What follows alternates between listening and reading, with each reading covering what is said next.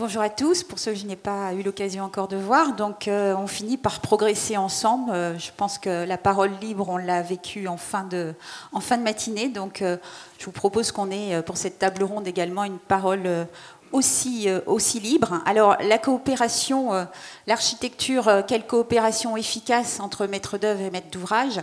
C'est un vrai sujet qui est notre quotidien et c'est, je pense, le gage du prendre soin, au final, prendre soin du patient, prendre soin de l'accompagnant, prendre soin des personas au sein de l'hôpital. Et donc, ce gage d'efficacité entre maître d'ouvrage et maître d'œuvre, il est fondamental puisque, in fine, on construit pour les usagers et pour qu'ils se sentent bien. Alors on a la chance, et je fais une petite intro, parce qu'on a la chance d'avoir des maîtres d'ouvrage publics et privés. Et c'est vrai que dans l'exercice de coopération dans le public et dans le privé, on n'est pas tout à fait sur les mêmes, on va dire la même mécanique. Hein. Pour rappel, dans le secteur public, les architectes doivent répondre à un cahier des charges qui est bâti par un programmiste. Donc il y a des phases amont entre un programme stratégique, un programme médical, une programmation de surface et puis ensuite un concours et donc on doit répondre à ce cahier des charges. Et pour lire entre les lignes, c'est pas toujours évident. Un programme à Nice ou à Marseille ou à Lille, il peut avoir les mêmes dénominateurs communs, mais la culture n'est pas la même, le programme stratégique n'est pas le même, et c'est une des difficultés. Avec le privé, c'est presque plus facile, même s'il y a cette concurrence qui est aussi régulière, même c'est quasi tout le temps le cas. Malgré tout, on a cette co-conception qui nous permet de communiquer et d'avoir une coopération où on bâtit en même temps un projet, on va dire stratégique, médical, avec des acteurs adaptés pour le faire, mais on le fait très très en amont, beaucoup plus que dans le public. Le Code des marchés publics est ainsi fait que nous ne pouvons pas faire autrement. Et puis un troisième point d'introduction, pour qu'une coopération soit réussie, il faut parler vrai. Il ne faut pas de jeu de poker menteur où on a une enveloppe qui est bien souvent sous-estimée.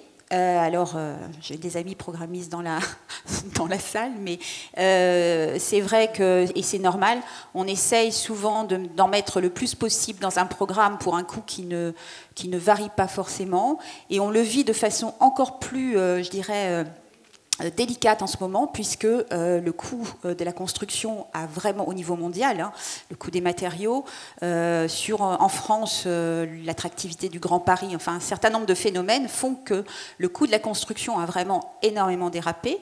Et pour autant, les programmes restent les mêmes, les enveloppes ne varient pas beaucoup et les références du coût de la construction ont souvent beaucoup de retard. Voilà. Donc je pose quelques bases qui peuvent organiser le débat, puisque chacun m'a transmis les thèmes qu'il souhaitait aborder.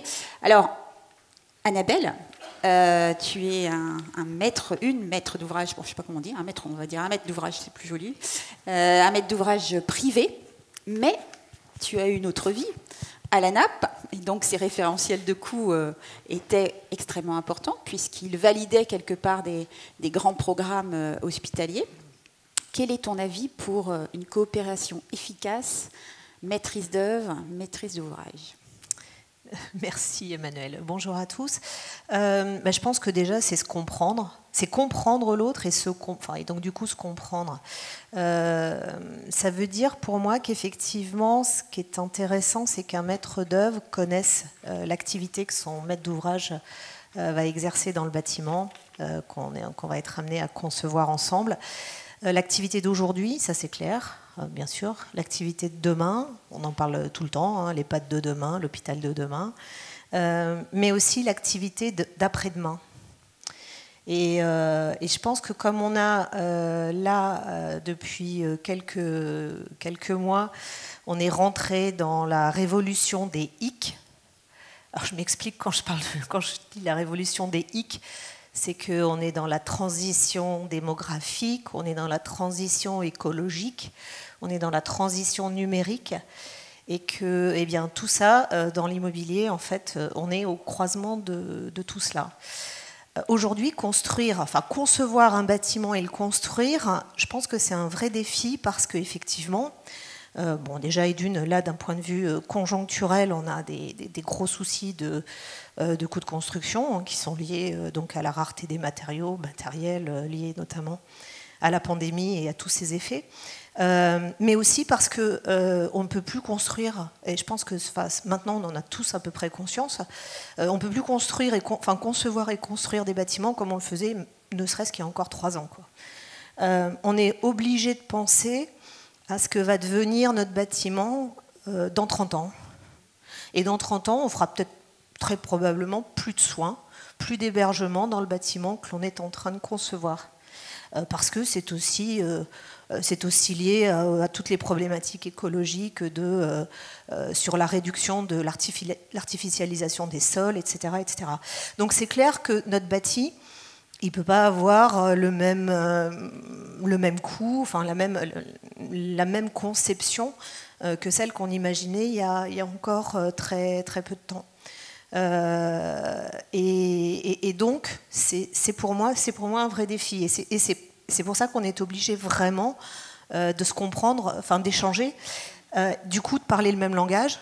Alors, depuis ce matin, effectivement, c'est ce que tout le monde dit, il faut à tout prix qu'on puisse parler le même langage sur d'autres segments, bien sûr, mais aussi dans l'immobilier. C'est quand même la base de beaucoup de choses. Parler le même langage, et donc ça veut dire aussi partager des choses. Là aussi, ce matin, on en a entendu parler. Et donc, ça remet aussi en question la manière de travailler qu'on avait entre maîtrise d'œuvre et maîtrise d'ouvrage. Et aujourd'hui, on a aussi, via la transition numérique, on a aussi des nouveaux outils, comme le BIM, le Building Information Modeling, qui est vraiment dans cette notion de partage où on n'est plus à travailler en silo comme on le faisait jusqu'à il y a encore peu de temps, et donc à travailler sur des outils communs en commun, qu'on met vraiment en commun entre un maître d'ouvrage, un maître d'œuvre. C'est aussi ce qui nous permet, pour nos équipes opérationnelles, qui n'ont pas forcément l'habitude de voir en 3D ce qu'on leur propose en 2 dimensions. Et donc au travers de cet outil numérique, on peut aussi leur expliquer et les mettre en simulation et en situation. Donc c'est aussi cette évolution vers laquelle on va, quoi. Donc l'utilisation aussi du numérique, il a aussi cet avantage-là dans la conception et l'organisation de nos bâtiments. Merci Annabelle. Walid, maître d'ouvrage public, constructeur. Comment vois-tu cette coopération? Et ce qui serait peut-être intéressant, c'est d'aborder l'avant, le pendant et l'après, ce que tu évoquais, puisque c'est vrai qu'on est sur des durées longues, puisqu'en moyenne, on est sur des durées entre 5 et parfois 15 ans, quand on parle de Monaco, ou 20 ans. Donc voilà, c'est comme dans un vieux couple, à un moment donné, il faut pouvoir se parler et avoir des éléments de communication effectivement communs. Oui, effectivement, ce qui est important, je pense, quand on est maître d'ouvrage public, c'est d'abord, avant, on est, comme tu l'as dit, très contraint par le code des marchés, mais on peut quand même faire des choses et on peut quand même discuter avant. Ça, je pense que c'est très important. Et ce qui est important dans cette discussion avant, c'est de remettre du sens dans un projet de construction et de l'expliquer, savoir le restituer. Moi, je suis arrivé dans un hôpital il y a 3 ans, pas très loin d'ici, à Grasse. On m'a expliqué qu'il fallait reconstruire les plateaux techniques pour désamianter. Non, en fait, c'est pas pour désamianter. Désamianter, oui, c'est in fine quelque chose, mais c'est pas l'objectif. Et donc, on s'est attelé à remettre le projet dans une perspective d'orientation stratégique, pas forcément d'un projet médical précis. C'est d'abord de dire comment ce projet s'inscrit dans la trajectoire stratégique d'un établissement de santé. Et ça, c'est important. On a orienté le projet sur de la gestion de flux plus précisément, de manière très globale. Et c'est une orientation stratégique de l'établissement. Et c'est comme ça qu'on a repositionné le projet. Et je pense que c'est vraiment important de pouvoir transmettre ça et expliquer ça aux futurs maîtres d'œuvre, y compris dans une phase préalable aux discussions contractuelles, parce que effectivement, une fois que le marché est lancé, on est quand même assez contraint, on se voit, on discute, mais tout est bien encadré. On peut voir, et on l'a fait, des maîtres d'œuvre avant, on peut voir des constructeurs avant, on peut et on doit aller voir aussi comment on fait d'autres hôpitaux, et on s'est inspiré aussi de savoir comment on avait fait d'autres. Et cette phase-là, elle prend du temps, elle retarde, parce qu'on est toujours pressé, hein, on adore construire des hôpitaux hein, quand on est directeur d'hôpital, donc on a envie de le faire vite, etc. Mais je pense qu'il faut qu'on prenne ce temps-là pour bien poser les choses et comprendre, et en tout cas se faire comprendre. Voilà. Nous inscrire ce projet dans une trajectoire stratégique. Après, la relation pendant, j'allais dire, ça dépend aussi du type de relation. Est-ce que c'est un mariage ou un PACS? Est-ce que c'est une ancienne loi MOP ou conception-réalisation? Parce que forcément, c'est différent. Et les relations sont différentes. Dans une procédure, disons, classique, on a des rôles qui sont à peu près définis en maître d'ouvrage, maître d'œuvre, qui peuvent parfois un peu glisser. Il faut toujours bien se redire ce qu'on attend de l'autre et ce à quoi sert l'un et l'autre. Nous, il faut qu'on soit bien positionné sur des questions notamment contractuelles, de définition du besoin initial. Le projet médical, c'est pas toujours facile, même quand on a les orientations stratégiques, d'avoir un projet médical. On a souvent des maîtres d'œuvre qui nous disent, et ils ont raison, vous savez pas ce que vous voulez. Si, on sait à peu près ce qu'on veut, mais pas forcément dans les détails. Mais voilà, on essaie de travailler là-dessus. Et après, la question derrière du maître d'œuvre, moi je trouve qu'il faut recentrer le rôle du maître d'œuvre, notamment sur du coaching de projet. C'est vraiment eux derrière, et on a besoin d'eux pour faire ça, pour coacher les entreprises et s'assurer que les opérations sont bien menées dans les temps. Et je pense que ce rôle-là, il ne doit pas dériver ni sur les choix techniques, où parfois on nous demande de faire des choix techniques. Non, nous on a des choix fonctionnels. Le maître d'œuvre doit nous conseiller sur les choix techniques. Et puis, deuxième type de relation, le PACS, parce que c'est un peu plus nouveau, là c'est un déséquilibre qui peut arriver, c'est un vrai risque sur le fait, là pour le coup, que le maître d'œuvre soit écrasé par un groupement et n'ait plus sa place. Et là, on doit être vraiment vigilant en tant que maître d'ouvrage là-dessus, à la fois dans la définition de nos besoins et de la rédaction du marché, et ensuite dans le suivi de la relation contractuelle, parce que forcément, on a une relation contractuelle qui est complètement renversée et qui peut être du coup introduire un certain nombre de biais et ça peut dériver, y compris on en parlait sur les questions de suivi des enveloppes et des coûts. Et puis après, si on continue à vivre ensemble ou on se sépare à un moment donné, on a des relations qui continuent. Il ne faut pas oublier, il faut toujours avoir en tête, et ça on l'a toujours, je pense des deux côtés, qu'on peut avoir d'autres projets derrière, donc il faut qu'on soit vigilant à bien préserver les relations. C'est important d'avoir une vie de couple qui soit à peu près apaisée, parce qu'elle peut durer, ou elle peut en tout cas se reproduire. Et puis il faut qu'on ait aussi le suivi, et puis qu'on n'ait pas l'impression, en tout cas nous, c'est ce sur quoi on est vigilant, qu'une fois la réception faite, voilà, c'est terminé et on s'en va, et chacun de son côté. C'est un peu ça quand même, mais il faut qu'on ait l'impression d'être accompagné jusqu'au bout. Ça joue aussi derrière pour les futures relations contractuelles. Merci. Juste une question complémentaire. En termes de coopération, mais la loi MOP impose un concours, donc en conception-réalisation, en loi MOP, en marché global de performance. Donc il y a pour ceux qui ne vivent pas les opérations de construction, en loi MOP, l'architecte est mandataire d'un groupement, et dans d'autres cas, c'est plutôt une entreprise. C'est vrai que les logiques de l'entreprise et les logiques de l'architecte qui a envie de dialoguer avec son maître d'ouvrage sont quand même d'une autre nature. Est-ce que ce sont des sujets sur lesquels, en termes d'implication des acteurs soignants, médecins, autres managers, vous avez un dialogue avant de lancer une procédure? Comment est-ce qu'on peut optimiser ça? Parce que souvent, c'est vrai qu'on voit des gros décalages de compréhension et d'implication. Je donne un exemple parce que ça m'avait frappé dans un de nos voyages d'études en Suède. Il n'y a pas de frontière entre un projet stratégique, un projet médical, une programmation. Et donc, il y a des groupes de travail avec des soignants, des logisticiens, des managers qui se réunissent en amont. Et donc, on voit bien que quand le projet se lance, il y a déjà vraiment un engagement de l'ensemble des acteurs. On vit quand même souvent des frontières qui sont vraiment en silo en France. C'est pas seulement le cas dans l'immobilier, mais c'est beaucoup le cas, voilà.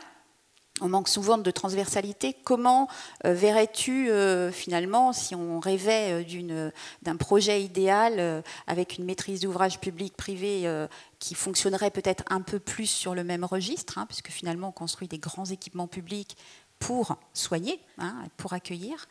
Comment verrais-tu plus d'implication finalement, plus d'engagement, plus en amont quelque part pour optimiser cela? L'idée, c'est ce qu'on essaye de faire, en particulier là, sur le projet qu'on est en train de conduire à Grasse, c'est de constituer dès le départ et dès l'élaboration du programme technique des groupes de travail autour des futurs utilisateurs qui sont en expression et en conception du programme. La question, et c'est eux qui vont suivre, et c'est eux qui sont aujourd'hui, les équipes de Grasse sont dans un hôpital du Sud-Est du Sud-Ouest pour aller voir comment ça fonctionne, et c'est eux qui vont derrière piloter la préparation des organisations dans le futur. C'est ce groupe-là qui va avoir cette continuité. Après, la difficulté, là où il faut gérer cette difficulté, c'est que ce groupe-là, ils vont avoir plusieurs interlocuteurs. Ils vont discuter avec le programmiste, ensuite ils vont discuter avec l'architecte, ensuite ils vont discuter avec l'entreprise par notre intermédiaire. Donc c'est à nous aussi d'assurer ça, d'assurer cette pédagogie, parce que quand vous expliquez ce genre de truc à des médecins et des soignants, ça les dépasse. La différence entre un marché de l'OMOP ou conception-réalisation, bon, pour eux ça doit être transparent. Mais par contre, il faut qu'on leur explique et qu'on ait à chaque fois, nous, cette continuité aussi dans la transmission, en disant... Nous, on est le fil rouge. Là, quand je dis nous, c'est la direction. On est là du début à la fin. Et on est là aussi pour les accompagner et pour accompagner les acteurs en disant quand l'architecte arrive et qu'il ne connaît pas le programme ou qu'il ne le connaît pas encore, c'est à nous aussi de faire cette pédagogie-là. Parce que si vous demandez au médecin de réexpliquer 20 fois son projet, bon, il va le faire une fois, 2 fois, 3 fois, mais après...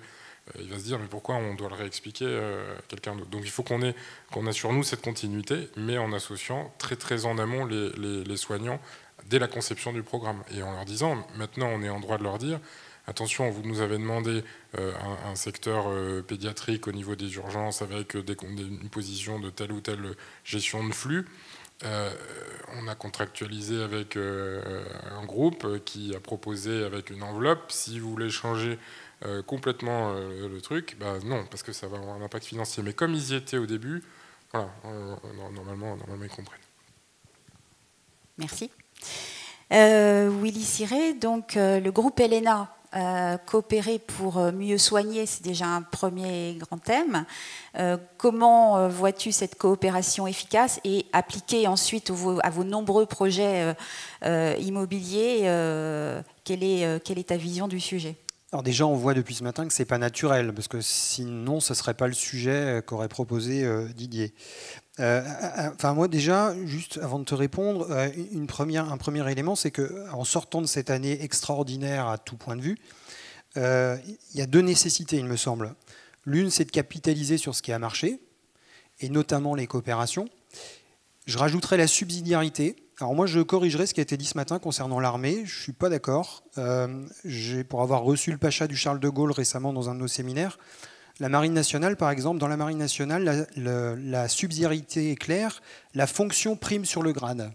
La fonction prime sur le grade. Donc c'est comme si dans nos établissements demain, un ou une aide-soignante disait « Moi, je connais mieux le patient que vous, docteur, et donc on fait ce que je décide moi ». C'est ça qui se passe dans l'armée. Nous, on en est loin, on a vu les débats tout à l'heure.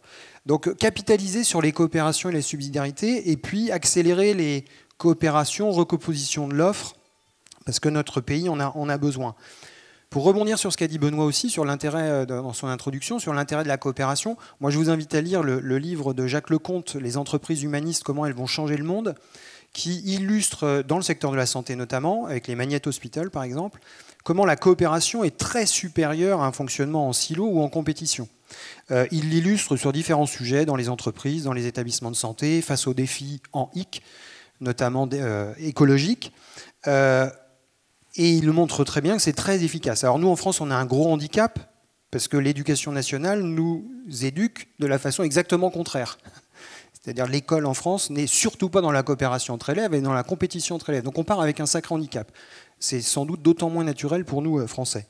Alors pour revenir à ta question sur le secteur de l'immobilier en santé, enfin de la santé et de l'immobilier, un certain nombre de facteurs clés de succès, pour moi, que sont partir des besoins, patients, territoires, ainsi de suite, pour construire un vrai projet médical ou un vrai projet de filière, surtout quand il est en partenariat avec différents acteurs sur le territoire. Ne pas élargir trop vite, forcément, aller recueillir des avis, mais ne pas forcément élargir trop vite ces projets de coopération, parce que ces projets de coopération, par nature, ils transforment l'offre, et donc ils sont souvent sensibles. Et comme dit le proverbe, celui qui entreprend, qui agit, a contre lui ceux qui voudraient faire la même chose, ceux qui font précisément le contraire, et surtout la majorité des gens, beaucoup plus sévères, qui ne font rien. Donc dans tout projet de coopération, vous allez avoir beaucoup d'opposition rapidement avec des gens qui veulent surtout ne rien changer au système. Et dans nos projets immobiliers, c'est la même chose, c'est-à-dire de dire, au-delà des intentions, de dire bah oui, il faut que... mais vous ne savez pas vraiment ce que vous demandez, mais vous êtes en décalage avec la réalité du fonctionnement. On voit bien qu'il y a besoin à la fois de coopération, mais il y a besoin d'actes surtout et de preuves d'amour, j'ai envie de dire, plutôt que de paroles. Moi, il me semble, en tout cas c'est ce qu'on essaye de pratiquer chez nous, c'est d'avoir un projet médico-architectural et organisationnel très clair, y compris, je vois, dans nos HAD par exemple. On construit des HAD aujourd'hui à partir de l'organisation humaine qu'on met en place dans nos établissements, alors que la plupart du temps, nos équipes sont hors les murs par nature. En HAD, ben oui, mais ce qui compte, c'est le projet organisationnel et le projet médical. Après, les murs, c'est qu'un outil, ça. C'est un outil qui s'adapte ou pas, parce que l'immobilier, c'est jamais du chewing-gum quand même. Donc, il ne faut pas rêver non plus sur le fait de dire non, mais l'immobilier, il pourra s'adapter dans le temps. Bah, non, il y a des choses où il ne pourra pas s'adapter. Donc, il faut bien le concevoir au début. Deuxième élément, c'est d'avoir une certaine courbe d'expérience. Et là, tu disais tout à l'heure, on a la chance, quand on est dans un opérateur privé, souvent, d'avoir cette courbe d'expérience, parce que on a construit déjà 19 SSR, puis on va continuer à en construire d'autres, ainsi de suite. Donc, le premier qu'on a construit, on ne le construit pas de la même façon qu'aujourd'hui, évidemment, parce qu'on a appris en marchant depuis. Nos équipes ont appris, immobilières, médicales, et ainsi de suite. Et donc d'avoir des compétences partagées de part et d'autre. C'est-à-dire qu'il n'y ait pas de déséquilibre entre maîtrise d'œuvre et maîtrise d'ouvrage sur les compétences. On a la chance chez nous d'avoir une équipe immobilière en interne, ingénieurs, architectes, décorateurs d'intérieur, ainsi de suite, des gens qui font de l'urbanisme, et donc d'avoir une capacité à discuter avec les opérateurs immobiliers qui nous accompagnent dans la construction de nos établissements pour avoir des compétences partagées, qu'il n'y ait pas de déséquilibre et qu'on construise un projet médico-architectural et organisationnel qui soit réaliste tout de suite et pas une chimère, alors tu l'as dit, dans des coûts qui seront de toute façon dépassés parce que ce n'est pas tenable. Donc il me semble que c'est important ça, d'avoir des compétences partagées de part et d'autre et pas un espèce de déséquilibre entre ceux qui savent construire et puis ceux qui savent soigner. Bah oui, mais quand on construit un bâtiment de soins, il faut quand même se projeter dans le bâtiment de soins. Et Annabelle l'a dit, c'est difficile pour nos équipes de se projeter dans le futur bâtiment. Qu'est-ce que ça va donner au niveau organisationnel? Donc c'est à nous d'accompagner en interne avec les partenaires extérieurs, mais pour vraiment faire accoucher, j'ai envie de dire, d'un projet médico-architectural et organisationnel qui soit réaliste et adapté à nos besoins. J'ai une question par rapport aux problématiques nouvelles. Annabelle en parlait tout à l'heure d'engagements environnementaux. Probablement en 2023, aujourd'hui la RE 2020 ne s'applique pas. Donc tout ce qui est engagement lié aux problématiques environnementales, aussi bien en termes de matériaux que d'énergie. Aujourd'hui, ça ne s'applique pas aux établissements de santé. Probablement qu'en 2023, peut-être, ça s'appliquera. Comment vous préparez-vous à cela chez LNA? C'est une question qui me vient parce que c'est vrai que on est tous engagés dans une vraie transition environnementale par rapport à cela. Je pense que c'est aussi impliquer les personnels au sens large, parce qu'il y a le bâtiment, mais il y a aussi les bonnes pratiques. Donc on peut faire un bâtiment vertueux, mais si à un moment donné, toutes les fenêtres sont ouvertes quand il fait 40 degrés dehors, ça va poser des problèmes. Est-ce que c'est un sujet de formation, d'information? On parlait tout à l'heure des brancardiers. Nous, je sais que les brancardiers, ce sont des groupes d'acteurs qui sont hyper importants à interroger pour co-construire des organisations. Voilà, je prends cet exemple, mais comment, en termes de transition environnementale, vous embarquez vos personnels pour réfléchir aux bonnes pratiques? C'est forcément pas simple. Alors, deux réponses très concrètes. Nous, on vient d'embaucher quelqu'un pour justement en interne pour nous accompagner sur ces sujets-là plus fortement. Puis après, il y a d'autres partenaires avec lesquels on travaille. Et puis, tu as raison, travailler sur l'usage, parce qu'on pourra faire tous les bâtiments vertueux qu'on veut. Si, alors, tu disais les fenêtres ouvertes quand il fait 40, alors rassure-toi, quand il fait 15 dehors, les fenêtres sont déjà ouvertes parce qu'il fait trop chaud dans l'établissement. Donc oui, évidemment, il faut travailler sur l'usage, et l'usage avec un sens, c'est-à-dire la démarche RSE, quel sens elle fait pour nos équipes. Si elle ne fait aucun sens, bah, demain, on aura toujours des fenêtres ouvertes quand il fait 10 dehors et qu'il fait 25 dans le bâtiment. Donc il y a vraiment, oui, c'est une implication globale, c'est-à-dire anticiper des bâtiments futurs tout en travaillant sur les usages des bâtiments au quotidien, j'ai envie de dire. Annabelle ?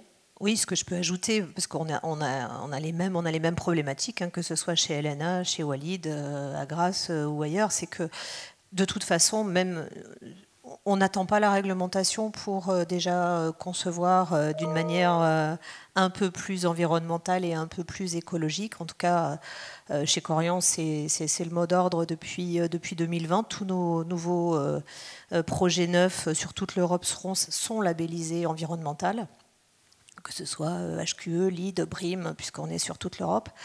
Et puis ensuite, au niveau énergétique, on s'est donné des axes très forts. On a une feuille de route bas carbone avec un objectif de réduction de 40% de nos émissions de gaz à effet de serre sur l'énergie à l'horizon 2030.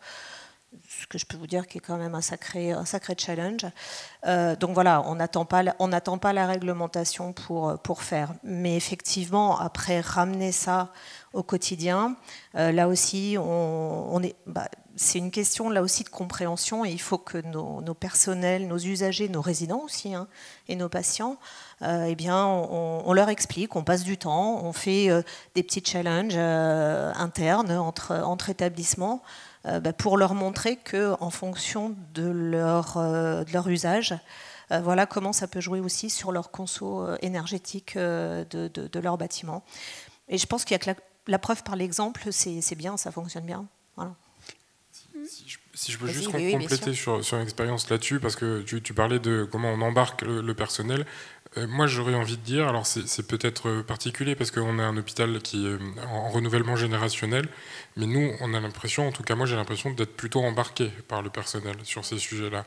Et on voit qu'il y a une rupture un peu depuis 2 ou 3 ans, où effectivement il y a une conscience dans la société, et où ces sujets-là, s'ils n'étaient pas adressés par les directions, de toute façon, on se fait engueuler par les agents. Quand on leur donne des barquettes en plastique au self, il y a des gens qui râlent. Pas tout le monde, mais on voit que ça commence à monter. Donc on est aussi, enfin nous de toute façon, on a aussi cette responsabilité-là vis-à-vis de la norme, vis-à-vis de l'État, etc. Mais aussi vis-à-vis de cette communauté hospitalière qui, je trouve, a de plus en plus conscience de ça et nous met la pression là-dessus. Je rajouterais juste, et c'est un peu contre-intuitif, c'est de demander à nos équipes et à ceux qui construisent nos bâtiments des bâtiments simples. Et c'est contre-intuitif, c'est-à-dire simple d'usage. Parce que s'il faut avoir fait Polytechnique pour comprendre le système de climatisation, de double flux, machin truc, compagnie, c'est pas possible, quoi. On aura beau avoir tous les modes d'emploi du bâtiment, il ne sera pas utilisé comme il faut. Donc c'est un peu contre-intuitif, mais de faire des bâtiments de plus en plus techniques, entre guillemets, et en même temps très simples d'usage. Mais bon, après tout, dans la téléphonie, certains l'ont très bien fait, donc ça doit être possible aussi dans le bâtiment. Oui, juste pour ajouter et compléter, ce qui est complètement contre-intuitif également, c'est qu'en fait, on pense que nos bâtiments ils vont être beaucoup plus économes en énergie, or ils sont de plus en plus énergivores par toute la technologie qu'on leur remet dedans. Donc c'est là, la hauteur de la marche, elle est d'autant plus difficile. C'est qu'on rajoute beaucoup de technologie, mais qui est nécessaire justement à l'activité qu'on fait. Et donc du coup, ça veut dire être encore plus sobre sur beaucoup d'autres choses. Ouais. Donc c'est un langage, tu parlais de communication, c'est un langage commun à mettre en place sur le sujet de la coopération architecte, enfin en tout cas maîtrise d'œuvre, maîtrise d'ouvrage, c'est un élément essentiel, la frugalité demain. Jérôme, bataille, architecte, AIA, tu as fait de nombreux bâtiments. Quels sont pour toi les facteurs clés de succès et puis les obstacles à une bonne coopération maîtrise d'ouvrage et maîtrise d'œuvre ? La qualité démarre par un bon maître d'ouvrage, qui a une compétence peut-être, qui a une culture, et puis un maître d'œuvre qui soit quand même à l'écoute avec une qualité de dialogue. Je pense que s'il n'y a pas une volonté positive d'avancer, on ne va pas très loin.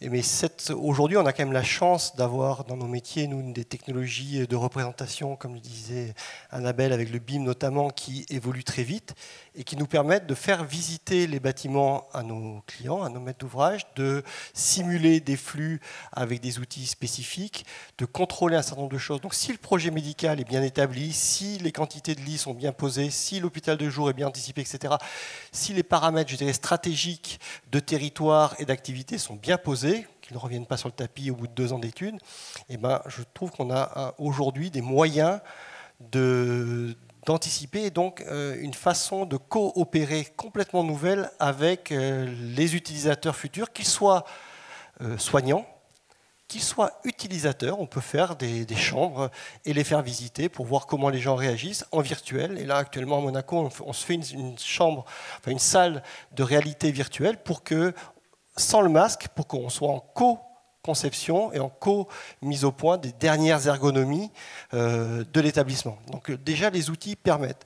Derrière cet outil-là, il y a une deuxième dimension, et on l'a vécu plusieurs fois, c'est qu'on crée des ruptures d'habitude. Et quand j'avais un hôpital qui datait des années 60-70 et que je passe à celui des années 2025, évidemment que tout a changé.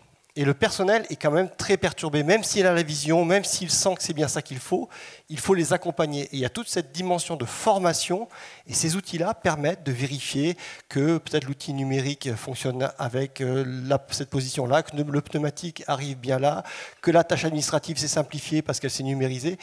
Et il y a, pendant les 2 ans d'études et puis les premières années de chantier, on a le temps de synchroniser, je dirais, le personnel avec son bâtiment. Et ça, c'est une dimension de formation qu'on néglige et qui fait qu'il y a souvent des démarrages difficiles dans les établissements parce qu'on ne sait pas servir la GTB, parce que le personnel, on lui change trop ses habitudes, parce que le dossier n'arrive plus là où il devait arriver, etc. Et donc cette dimension de formation et de co-compréhension, nous, du métier futur et de l'espace, est hyper important. Et puis, il y a une troisième dimension, c'est quand même l'innovation, qu'on pourrait presque mettre en amont. C'est-à-dire qu'on ne se pose plus le problème... quand on fait un établissement, on a souvent tendance à améliorer ce que l'on a déjà. Et donc, on n'améliore pas la bougie en la faisant plus longue ou plus grosse. Non, on invente l'électricité. Donc, il faut, à un moment donné, se cultiver. Et je pense qu'au préalable de tout projet, quand on fait du SSR, aller voir les Canadiens, même le Brésil, etc., ils ont des fois des années d'avance sur nous, parce qu'ils intègrent la personne âgée avec le sportif de haut niveau dans un même espace, avec des dispositions particulières. Il y a des liens ville-SSR qui peuvent être particuliers, mais nous, on a fait beaucoup de voyages et qui nous a motivés pour ça, pour aller voir l'ambulatoire aux États-Unis. Enfin, il faut se cultiver pour oser penser ce qui existe déjà dans certains pays. Et cette culture préalable permet après de réadapter les choses dans notre système, très dicté par la sécurité sociale, très dicté par des tarifications. Pendant des années, on a refait des petites chambres en ambulatoire parce que la tarification de la chambre était plus forte que celle du box. Et il faut quand même avoir la complicité parfois des ARS, avoir évidemment la grande complicité des directeurs pour oser innover. Et ces innovations passent par des nouveaux outils. Et ces innovations portent, pour nous, je pense, essentiellement dans le service, dans le bien-être, comme tu disais. Et là, il y a de nouveaux outils via le design. C'est-à-dire qu'avant même de dessiner un bâtiment, designons le service. Le patient arrive, où il se fait son dossier, je vois le médecin, je me fais opérer. Est-ce que je revois le médecin avant? Dans quel lieu? Et tout ça, il faut trouver un langage commun entre le médecin, le soignant, l'architecte, l'ingénieur médical. Et les textes et les plans sont beaucoup trop compliqués. Et aujourd'hui, il y a du design de service qu'on met doucement en place, qui nous permettent d'aller beaucoup plus précisément et de façon totalement abstraite, et donc de vérifier un certain nombre de choses et de poser les idées sur le papier avant même d'imaginer, peut-être les dimensionner, voire les construire. Et aujourd'hui, voilà, moi je suis toujours frappé des 5 ou 6 box d'entrée qu'on met, alors qu'on sait qu'on peut numériser son dossier, qu'on peut arriver en présentant sa carte d'identité ou sa carte vitale, et qu'il reste 2 box pour les réfractaires à l'informatique. Mais de 5, on passe à 2, ça coûte moins cher, ça prend moins de place, j'ai moins d'attente. Effectivement, pour nous, les établissements de demain en termes de services, c'est malgré tout l'absence des brancardiers et l'absence d'attente. On n'est plus là pour être patient, on est là pour être action, on est acteur de ses propres soins. Et notamment, je trouve que dans le SSR, c'est le programme qui nous permet de plus innover parce qu'on a un retour patient extrêmement fort. On a interviewé des patients de SSR, c'est génial, mais quand on les fait parler, qu'on leur donne la parole, qu'on retient leur retour, tout peut changer, et peut-être moyennement dans l'acte médical, mais en particulier dans l'acte de vie qui commence à 5 h du soir et qui se termine à 9 h du matin. Et là, il y a tout un pan qui n'est pas tarifé, mais qui fait partie quand même d'une dimension de vie et d'agrément pour des pathologies longues et chroniques. Donc voilà, les 3 aspects, c'est bien ça, c'est coopérer, former et innover, pour moi, qui devrait être systématiquement une dynamique de conception de projet. Ouais, sur l'innovation, je rebondis parce que j'aime beaucoup ce que je viens d'entendre, notamment sur la question du bureau des entrées, parce que pour la petite histoire, nous, effectivement fait le choix, pour le coup c'était plutôt un choix personnel, de dire qu'il ne fallait plus de bureau des entrées dans le futur hall, en tout cas physique. Et ça a été c'était très difficile pour les équipes d'entendre ça, c'est impossible, alors que c'est évidemment tout à fait possible, et c'est ce qu'on va faire. Puisque l'architecte a bien compris notre volonté dans le programme et nous a conçu un hall sans bureau des entrées physique.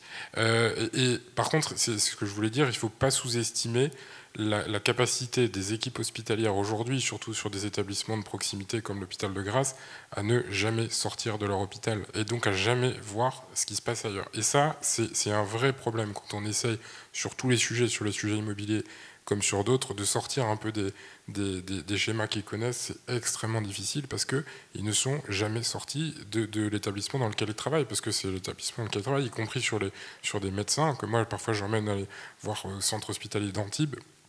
Ils n'y ont jamais mis les pieds, alors que c'était à 30 km, donc aller voir les modèles canadiens ou anglo-saxons, voilà, vous imaginez. Donc c'est vrai qu'il faut que nous, et c'est à nous de le faire en fait, là pour le coup, aux directions, de porter cette capacité à sortir, à voir autre chose et à les amener un peu ailleurs de leur copier-coller des organisations qu'ils connaissent.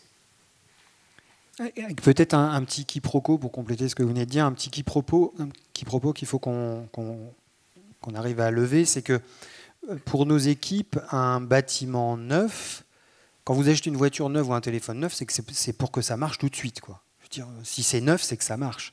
Un bâtiment, c'est un prototype. Donc, personne n'accepte jamais, mais il faut peut-être lever ce sujet tout de suite, de dire, mais je ne comprends pas, on vient d'emménager, il y a tel sujet qui n'est pas réglé, il y a tel sujet qui n'est pas... Comme si on pouvait déjà lever les réserves avant d'être en fonctionnement, ça n'existe pas, ça.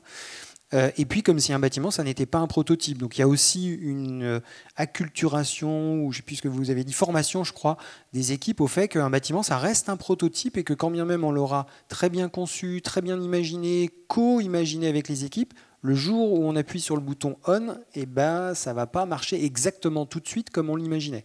Et ça, c'est pas, là aussi, c'est pas naturel. C'est comme coopérer, c'est pas naturel. J'ai un établissement neuf, bah, ça doit marcher tout de suite. Bah non, c'est un prototype, c'est pas usiné ailleurs avant. Non, mais effectivement, par rapport à ces idées d'innovation, on a réalisé un pôle santé à La Réunion, sur évidemment des réglementations totalement françaises et avec le climat français, mais on a réussi à mettre en place une ventilation naturelle, parce qu'on a un climat assez constant. Mais on s'est battu contre la direction, on s'est battu contre les ingénieurs, on s'est battu contre les médecins, on s'est battu contre les pompiers, on s'est battu contre le bureau de contrôle. Et même en interne, j'ai dit au mec, écoute, mon chef de projet, arrête, tu as le monde entier contre toi. Il a continué. Et maintenant, tout le monde glorifie cet hôpital fait avec une ventilation naturelle qui consomme peu, etc. Mais il a fallu quand même le courage d'une personne avec le monde entier contre lui pour arriver à sortir cet hôpital. Des fois, voilà. Donc, il faut avoir... Alors, j'ai trouvé ça un peu rude dans le cas de figure du pôle santé ouest de La Réunion, mais je pense qu'il faut établir une complicité beaucoup plus forte avec notamment les managers des établissements pour être sûr qu'on arrive à aller jusqu'au bout d'ambitions qui sont à portée de main. Mais c'est là où des compétences partagées, c'est important, parce que vous avez en face de vous bien souvent des personnes qui n'ont jamais construit auparavant ou participé à la construction d'un immeuble, enfin d'un établissement de santé, et qui n'en construiront jamais un autre. Donc, par nature, on est sur des degrés on revient tout à l'heure à notre débat, il y en a un qui sait et qui prescrit, puis les autres qui exécutent. dans un schéma traditionnel, on va dire, eh bien là, vous êtes un peu... Enfin, c'est inaudible, en fait, parce qu'il n'y a pas de compétences suffisamment en face pour comprendre l'intérêt du projet. Et du coup, pour ça que... c'est particulier à l'ENA Santé sans doute, mais en tout cas, nous, on milite beaucoup pour un savoir-faire interne aussi, pour être en capacité de mieux discuter avec vous, en fait. Parce que quand on a le savoir-faire en interne, on est plus facilement en capacité de dire, ah oui, là, effectivement, l'idée, l'innovation, elle est intéressante et il faut qu'on y aille. Quand c'est complètement étranger, c'est inaudible, quoi. C'est inaudible. Ouais, sur ce sujet-là, effectivement, Willy, tu as raison, et c'est ce qu'on peut effectivement prôner le plus possible dans les projets français et s'inspirer aussi de ce qui se passe en Europe. Nous, on a la chance d'être implantés sur 7 pays en Europe et de voir comment ça se passe dans les autres pays au niveau de la construction. Et on n'a quand même pas totalement la même manière de voir les choses, c'est-à-dire que quand on va en Italie, en Angleterre ou en Allemagne, on associe beaucoup plus facilement en interne des ingénieurs et des architectes. Voilà, quelle que soit la spécialité de l'ingénieur, hein, quelle que soit presque aussi la spécialité de l'architecte. Donc on est quand même déjà beaucoup plus sur de la mixité de profils, et ça rejoint ce que tu dis en interne, mais c'est aussi vrai côté maîtrise d'œuvre, côté entreprise, enfin, sur toute la chaîne. On n'est pas dans cette dichotomie de « moi je suis l'architecte, je sais concevoir, moi je suis l'ingénieur, je sais dimensionner ». Enfin, c'est beaucoup plus transverse.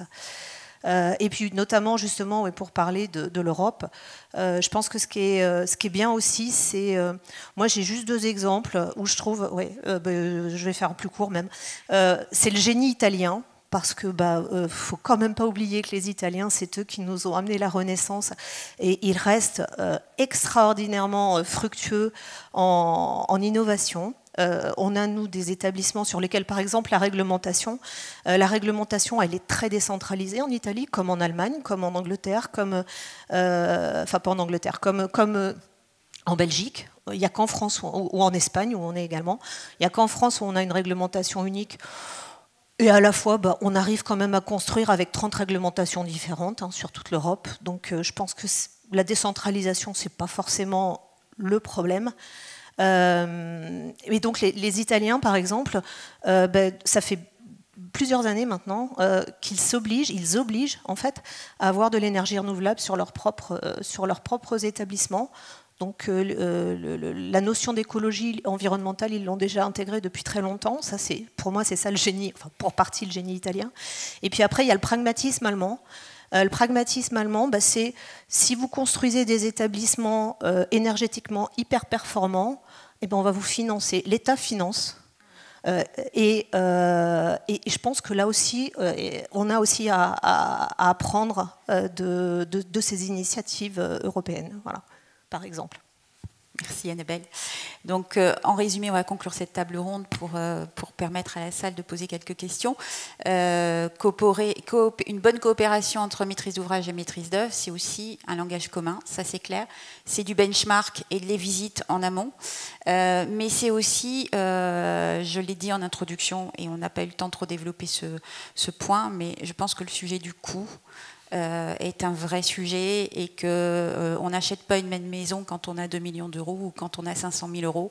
Donc plutôt que de faire des pièces qu'on jette en l'air et des projets qui ne peuvent pas se construire parce qu'il n'y a pas tout simplement le budget, je pense qu'on gagnerait sur l'ensemble de nos projets et en fluidité entre maîtrise d'œuvre et maîtrise d'ouvrage à annoncer d'emblée le budget des constructions pour chaque établissement. Est-ce qu'il y a des questions? Merci à tous. Est-ce qu'il y a des questions?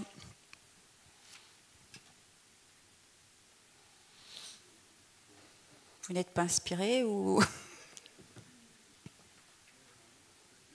Bon, écoutez, merci beaucoup à tous.